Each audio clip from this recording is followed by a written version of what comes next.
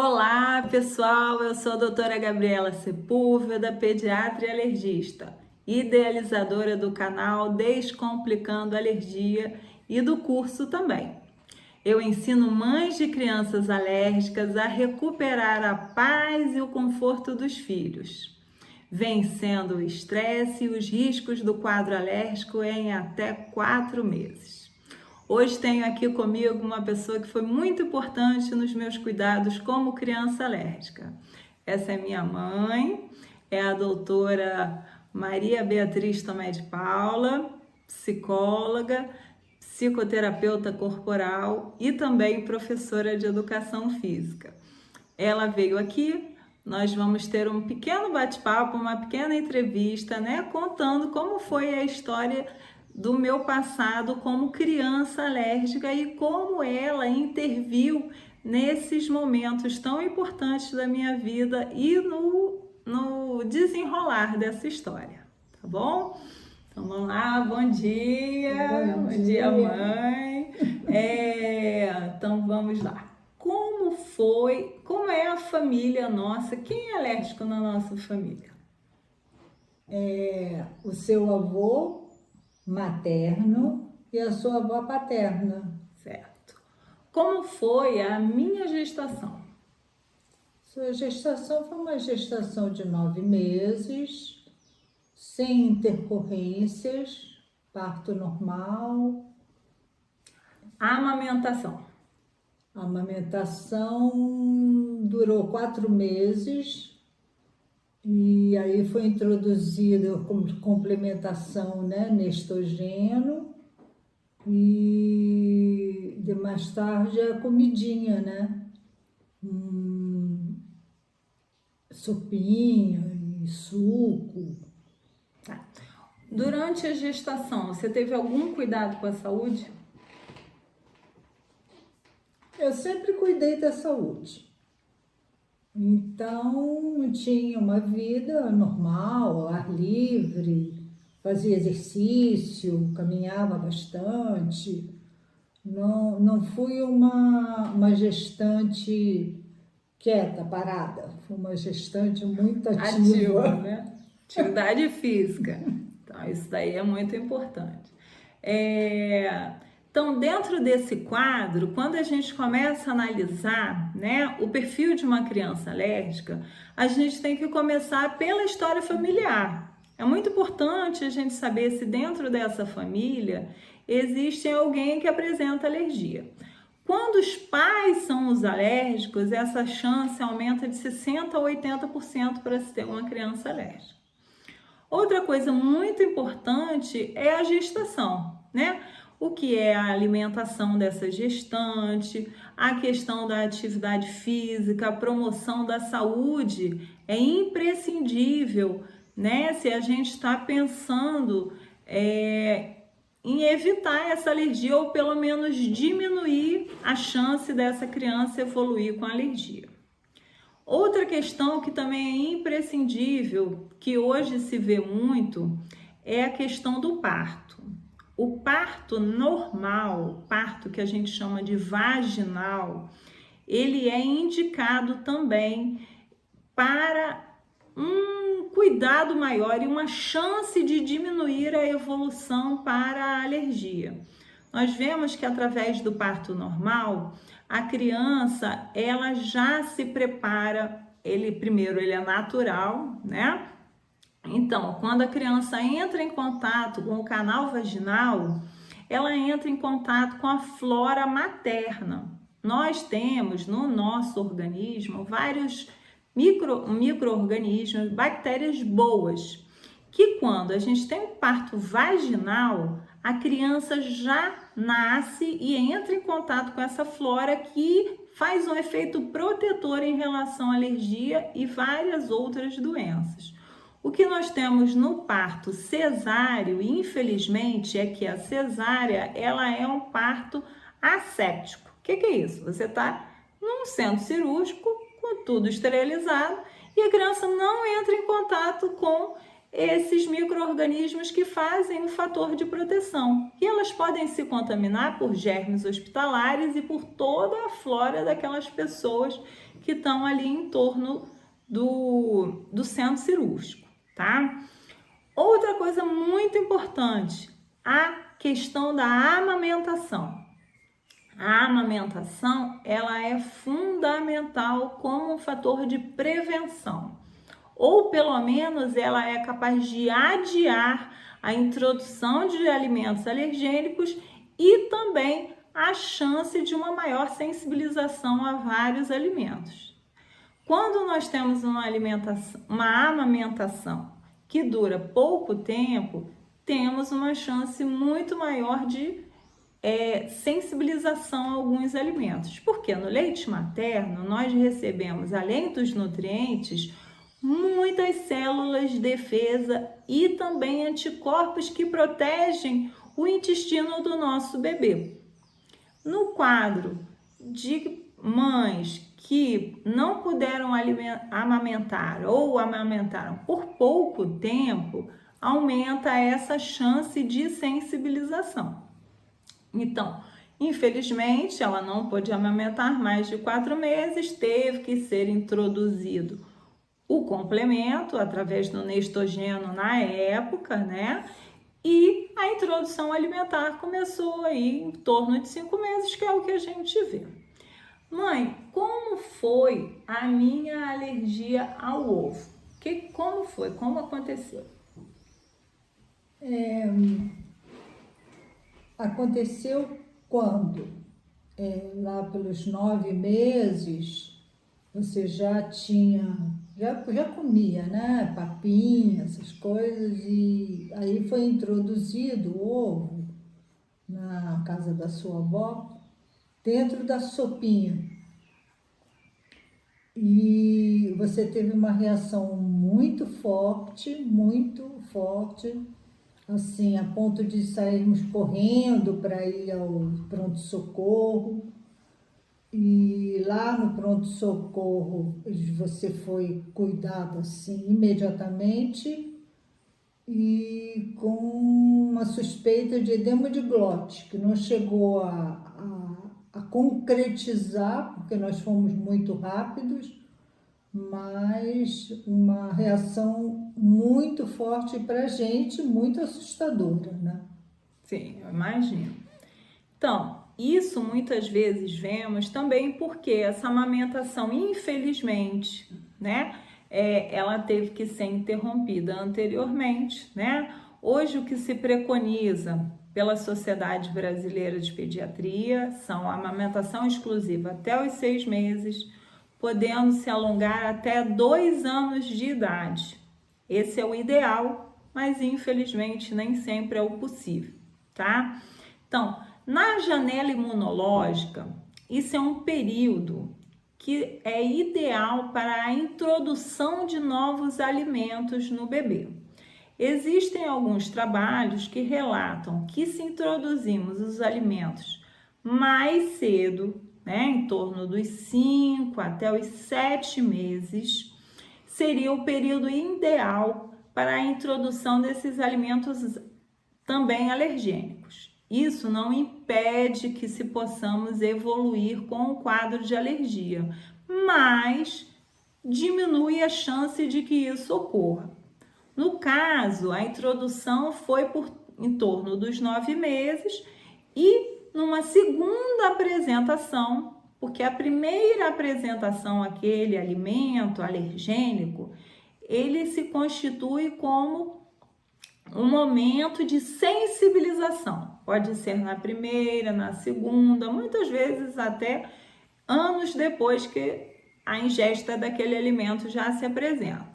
No caso, eu tinha 9 meses e em torno de 10 meses eu evoluí com a reação. A reação foi uma reação de emergência, uma reação muitas vezes anafilática, que se caracteriza pelo edema de glote, a criança evolui com falta de ar, muitas vezes desmaia e é uma reação emergencial, desesperadora para qualquer mãe que viva essa situação graças a Deus, eles conseguiram levar ao pronto-socorro e eu tive um pronto atendimento, né? Antigamente, nós não tínhamos todo o tratamento que hoje temos para essas reações graves. Hoje em dia, né, a gente tem à mão outros medicamentos que podem ser utilizados nessas reações que a gente vai falar um pouquinho depois. E como foi feito então o diagnóstico dessa alergia? O diagnóstico foi depois, né? Nós levamos você num médico alergista e aí foram feitos os testes cutâneos e a alergia aparecia fortemente ao ovo, à poeira, mofo, principalmente essas três coisas, né? Esses três elementos. Esses três elementos. Então, dentro do diagnóstico, né, nós temos muitas vezes os testes cutâneos, que são esses a que eu fui submetida lá na minha infância, né, que a gente pinga uma gotinha no braço da criança e essa gotinha, ela contém os alérgenos que vão ser testados. Nesse caso, foi feito o teste ao ovo, que foi o suspeito alimentar inicial, reação à gravidade, que é um dos principais alimentos que durante a infância geram reações graves. E foi feito o teste também para o que nós chamamos de inalantes. Inalantes são os responsáveis pela alergia respiratória. A poeira, fungos, pelos de animais também foram testados. Muitas vezes esses testes podem ser negativos durante a primeira infância, até os 2 anos. Muitos bebês nós temos que postergar esses testes porque eles dão o que a gente chama de falso positivo, dando uma reação que não é sensibilizada, mas nos bebês eles são mais comumente falsos negativos. O que é isso? A criança pode ter alergia a um desses elementos, mas não reage no teste. Hoje nós dispomos também dos testes de sangue, que também são semelhantes aos testes de pele, que podem ser utilizados caso não possamos realizar os de pele ou como complementares.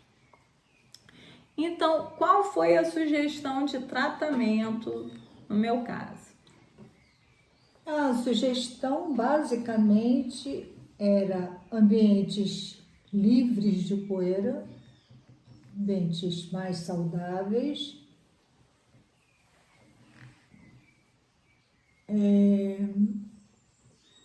A medicação, alguma medicação? A medicação era meticortem,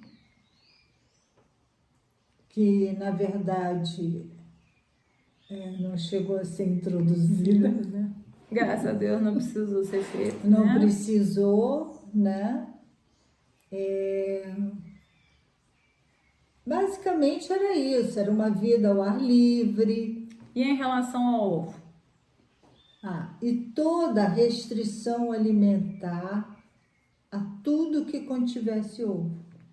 Sim. Não só o ovo em si, mas aquilo que continha ovo estava bem proibido para você. E alguma coisa em relação às roupas? Bom, as roupas, jamais roupa de lã, as roupas eram de algodão, todas as suas roupas, e bem confortáveis. Sim. Então, em relação ao tratamento, o que nós vemos hoje, lógico que isso é de caso a caso, né? Antigamente, para as reações graves, como a anafilaxia, só se tinha o corticoide oral, que na verdade demora para se fazer efeito, né?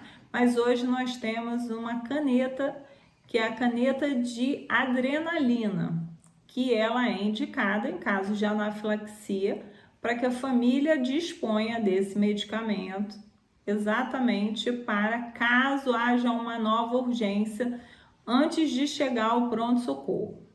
Então, esse é um ponto. Outro ponto é o controle do ambiente. O controle do ambiente, ele ainda é fundamental no tratamento, principalmente da alergia respiratória. Então, o controle do ambiente se dá através dos cuidados com o local onde se vive, evitando as poeiras, evitando tudo aquilo que libere pelo. O quarto da criança tem que ser um quarto limpo, de preferência sem cortinas, sem tapetes, um ambiente arejado, ventilado, para que não haja o acúmulo de poeira, que não exijam fumantes no local. Isso tudo é importante para que a gente possa fazer o controle desse ambiente, que vai influenciar diretamente no controle, principalmente da alergia respiratória.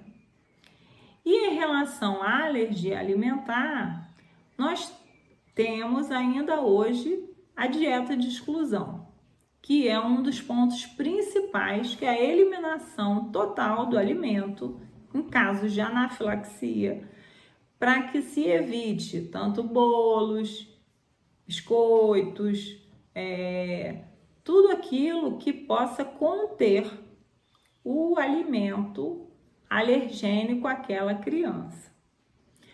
Além disso, nós temos hoje, que não tínhamos no passado, a dessensibilização oral, que pode ser utilizada em vários casos de anafilaxia ou outras reações a alguns alimentos.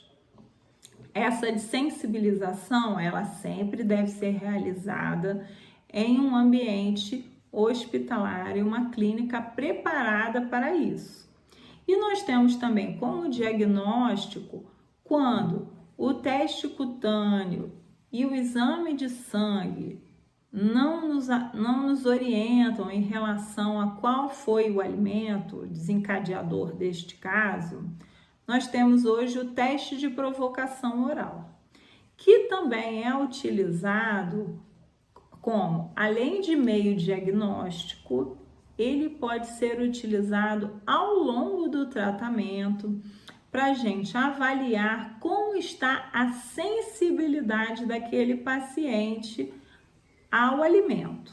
Se ele ainda é muito sensível, se ele já tem uma tolerância àquele alimento, muitas vezes na forma de bolos ou biscoitos, por exemplo, no caso do ovo. Se o paciente já tem uma tolerância parcial, muitas vezes nós já podemos começar a fazer uma reintrodução daquele alimento ao longo do tempo, tá? Então, além disso tudo, mãe, o que você percebeu que era fundamental, que naquele tempo nós não tínhamos esses tratamentos disponíveis na sua vivência? Bom, eu, como psicoterapeuta, corporal e professora de educação física, o que eu pensei foi que, frente às restrições que você teria por algum tempo, seria imprescindível uma qualidade de vida que você tivesse a possibilidade de brincar ao ar livre, Então, inicialmente, nós buscávamos ir a parque, praia. Nós tínhamos uma pequena fazenda e lá você tinha muita possibilidade de correr, de ter contato com os animais, todos, E contato com a natureza, com a respiração. Eu acho que inicialmente o que eu pensei é que nós precisaríamos sempre mobilizar a sua respiração para que você tivesse uma boa qualidade de vida, uma alegria de viver, né? Sim. Frente às restrições, Sim. né? Então, aqui a gente toca também um ponto essencial. Hoje em dia, a gente também dispõe da própria fisioterapia respiratória, que também é importante para crianças que têm alguma restrição respiratória, asma ou alergias, rinossinusites que atrapalhem, né, a parte respiratória da criança. A parte respiratória ela é fundamental. Então, o brincar ao ar livre, a qualidade de vida, o contato com a natureza, existem trabalhos hoje que mostram que se diminui em 11% a chance da criança evoluir com uma alergia se ela tem o contato com essa natureza, né? Através de fazendas, na praia, nos parques. Então, isso é fundamental para que a gente comece a possibilitar essa criança, né? Tentar diminuir essas limitações que ela tenha, porque através do correr e do brincar, ela também está trabalhando a função respiratória dela, que é essencial. Muitas vezes hoje fazemos a promoção das atividades físicas regulares também no alérgico, que são fundamentais. Que outro ponto você observou então? Acho que esse primeiro ponto foi a respiração, né? Que incluía essa capacidade respiratória e também a ausência de poeira, né? Tanto que seus brinquedos eram todos laváveis. Sim, isso é outro ponto muito importante em relação ao controle do ambiente que nós temos que observar. Os brinquedos da criança alérgica, eles devem evitar, nós devemos evitar brinquedos que façam a liberação de pelos. Por exemplo, bichinhos de pelúcia, né?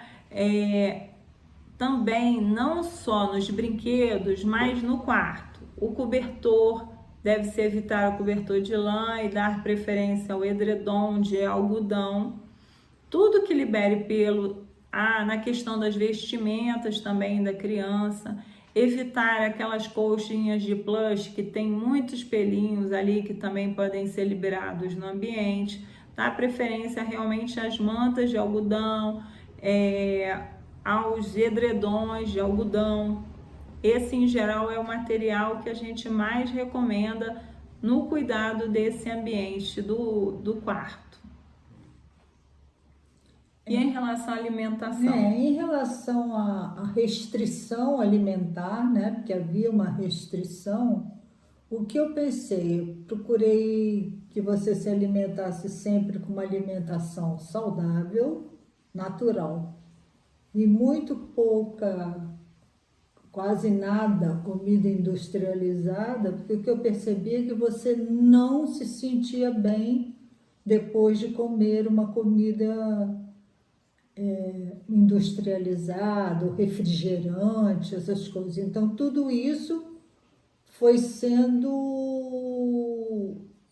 colocado de lado, né, e colocado na frente a comida saudável. Sim, isso é outra coisa fundamental que nós temos que pensar para todas as crianças, aliás, para todos nós, né? Comida de verdade. Nós temos que descascar mais os alimentos e desempacotar menos. Isso é muito importante, principalmente a criança alérgica que já tem um intestino no quadro, principalmente da criança alérgica alimentar, que já tem uma sensibilidade maior. Então, dentro dos alimentos industrializados, existem muitos produtos químicos que são agregados ali, como conservantes, saborizantes, flavorizantes, que não ajudam em nada na questão alimentar.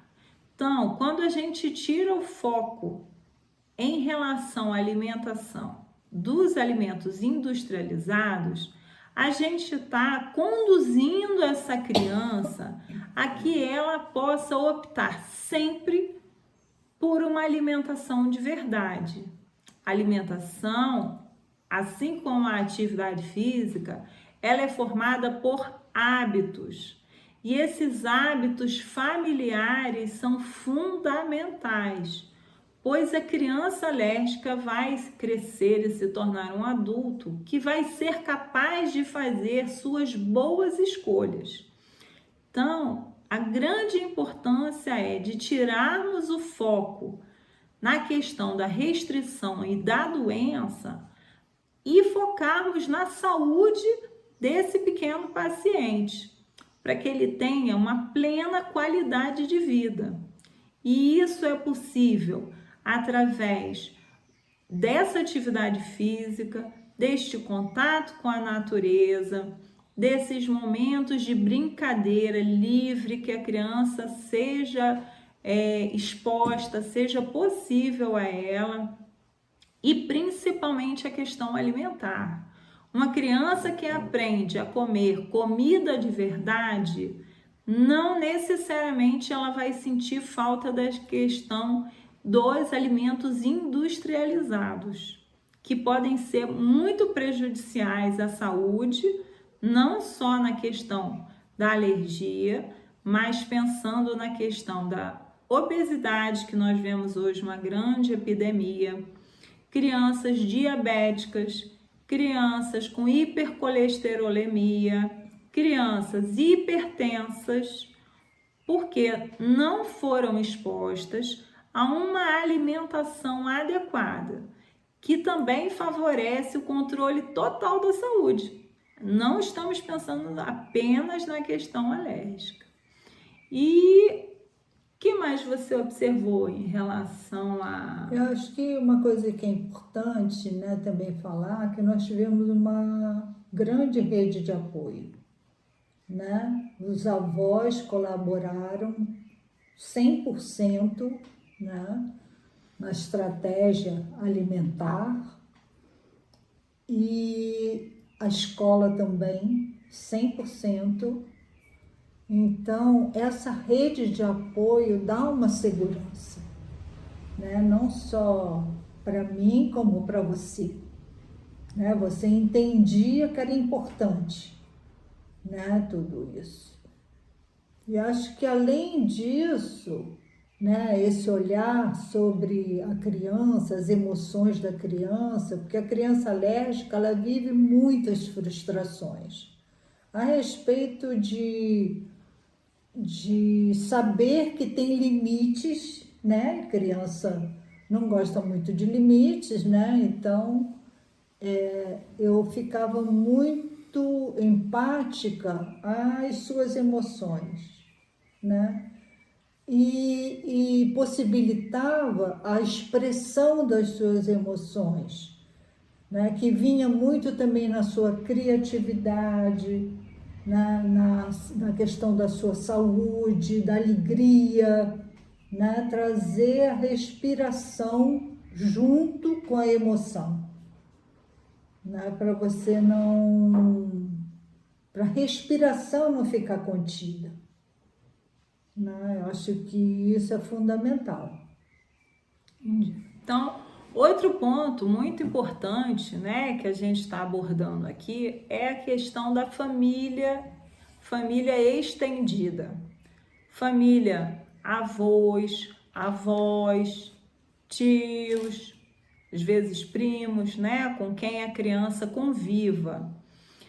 É imprescindível que essa família estendida, ela realmente possa promover para a criança um ambiente seguro, principalmente no caso da alergia alimentar, né? Que elas sejam partícipes e estejam esclarecidas quanto à limitação daquela criança e como podem promover um ambiente que seja positivo para ela.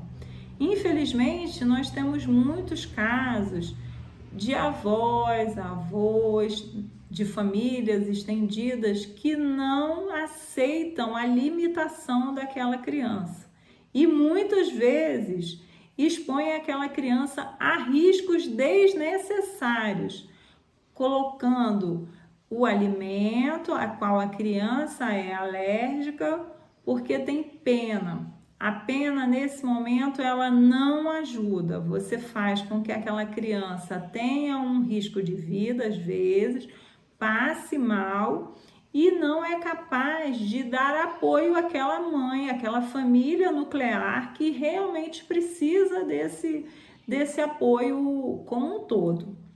A escola é outro ponto fundamental.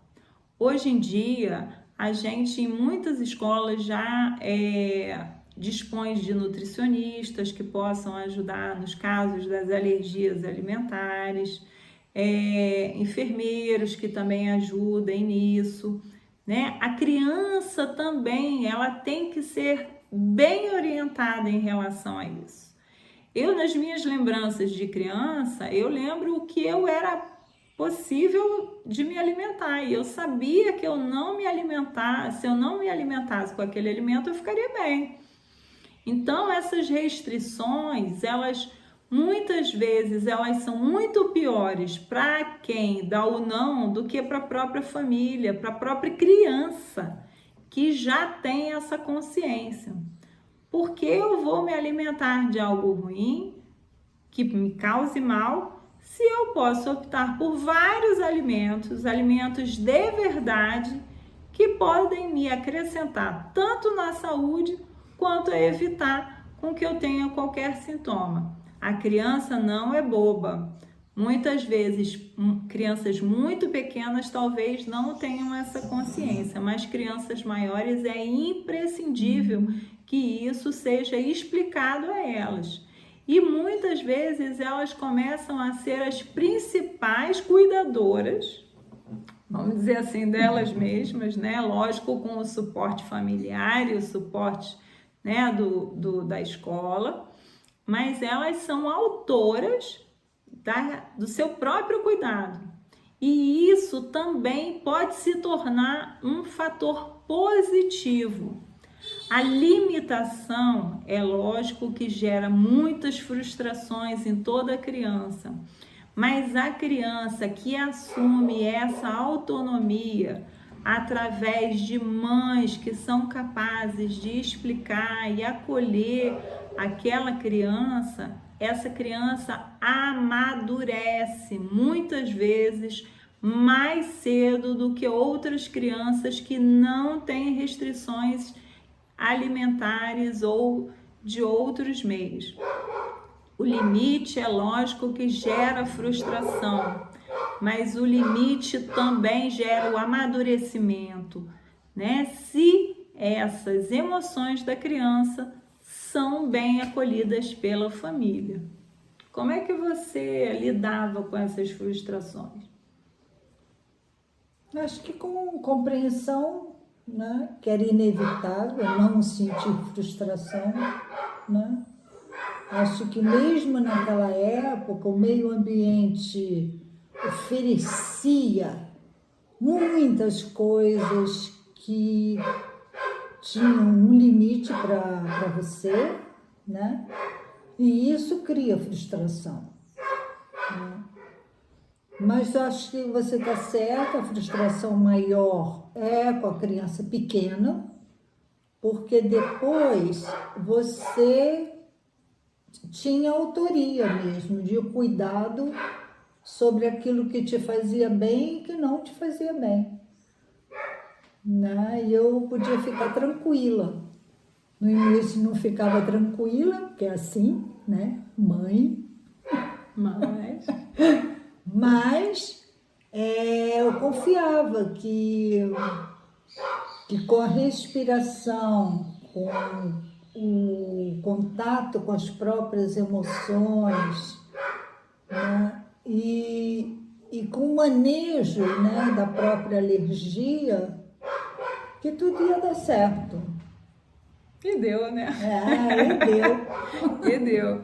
Então, hoje eu já não tenho mais reação, né, ao ovo, eu ingiro ovo todos os dias. Também não tenho mais alergias respiratórias, graças a Deus, né? Nós superamos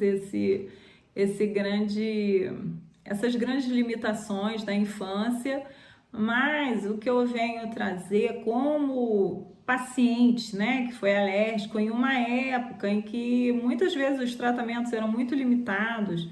Hoje ainda temos muitas limitações, né? Nós temos muitas frustrações ainda, mas é lógico que a medicina evoluiu ao longo desse tempo e hoje temos muitos mais tratamentos a oferecer aos nossos pequenos alérgicos, né? Mas o que é importante a gente tirar é o foco da doença. O foco, ele tem que ser na saúde, na qualidade de vida, na superação daquele momento. Então, se é uma família que está unida, uma família que entende os sentimentos dessa criança, essa criança é capaz de superar esses obstáculos. E ao longo da vida, o que eu aprendi que realmente me marcou? Até hoje eu faço minha atividade física regular, eu sou capaz de optar por comida de verdade, eu escolho meus alimentos, eu tenho uma alimentação extremamente balanceada e equilibrada, e isso eu aprendi com a minha mãe e com essa alimentação, que apesar de hoje não estar mais presente, eu sou capaz de preferir descascar do que desempacotar, né? Que é o que nós vemos hoje. Não tenho outros problemas de saúde, não tenho colesterol alto, não tenho pressão alta, não sofro de obesidade. Por quê? Porque na minha infância eu aprendi, através daquela limitação que me foi imposta pela vida, a superar os meus desafios. Então, isso me fortaleceu, inclusive como pessoa e profissional. Nós temos que saber que as limitações da vida, elas nos tornam pessoas mais fortes e capazes de superar muitas coisas. Temos que aprender a lidar com elas e aprender com elas. Lógico que a frustração e a limitação na infância são muito tristes para uma mãe que vê seu filho limitado, mas o foco não é esse. O foco é a saúde dessa criança, o foco é o equilíbrio emocional que ela possa desenvolver através desse momento. Então, isso tudo vão ser temas que nós vamos abordando aqui através do nosso curso. Venho agradecer muito a minha mãe, que participou ativamente dessa minha criação. Foi uma mãe muito especial, muito presente, com esse olhar muito carinhoso e responsável. Então, não se esqueçam de acompanhar aqui o nosso canal para estar sempre informado a quando que vai ser liberado o curso, e vamos acompanhando aqui as nossas aulas. Um abraço e até breve.